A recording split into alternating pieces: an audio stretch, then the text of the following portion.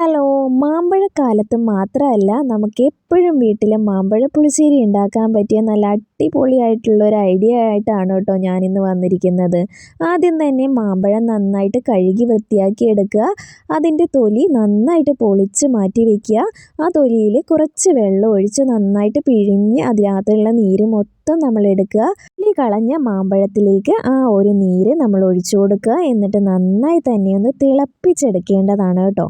അങ്ങനെ നന്നായി ഒന്ന് തിളച്ച് ആ വെള്ളം നന്നായി വറ്റി വന്ന ശേഷം മാത്രം ഇതിലേക്ക് ശർക്കരപ്പാനി ചേർത്ത് കൊടുക്കുക. ശർക്കരപ്പാനി ചേർത്ത ശേഷം നന്നായിട്ട് കുറുക്കിയെടുക്കുക. മാമ്പഴത്തിലൊക്കെ ശർക്കരപ്പാനി നന്നായിട്ട് പിടിച്ച് കുറുകി വരുമ്പോഴേക്കും തീ ഓഫ് ചെയ്ത് അത് നന്നായിട്ട് കൂൾ ചെയ്തതിന് ശേഷം നമ്മൾ കണ്ടെയ്നേഴ്സിലാക്കി ഫ്രീസറിൽ സ്റ്റോർ ചെയ്ത് ഒരുപാട് കാലം വെക്കാവുന്നതാണ് കേട്ടോ. എല്ലാവർക്കും ഈ ഒരു വീഡിയോ യൂസ്ഫുൾ ആയെന്ന് കരുതുന്നു. Please subscribe my channel. Thank you. By.